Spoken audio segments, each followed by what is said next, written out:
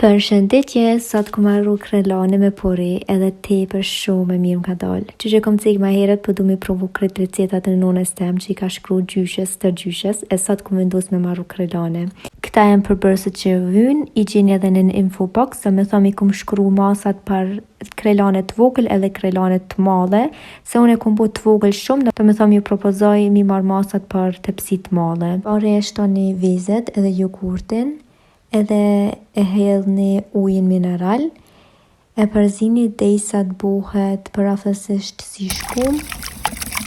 E tash e vendosni edhe t'lynin. Mundeni edhe me përdor vajin, normalisht e përdor vajin, po unë ka treguar që atëherë e përdorshin t'lynin, që arsye e vendosa unë t'lynin. Masandej hedhni edhe gjizin, që gjithë nuna jam vetë e ka bo.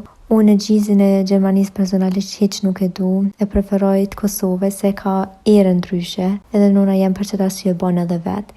Qit një pak kryp edhe midh misri, ky midhe është I Kosovës, edhe pluhur për pjekje, edhe midh normale.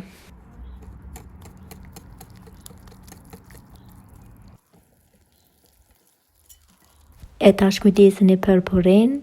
Mundeni me marrë edhe spinaq, po na personalisht e preferona me poren, shumë ma e shishme është, edhe preni copat e vogla. Poren tash mundeni me qitë në brum.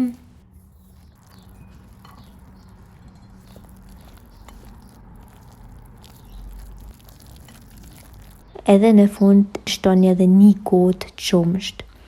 Do me thomë, konsistenca e krelanës duhet më kanë përafërsisht që shtot.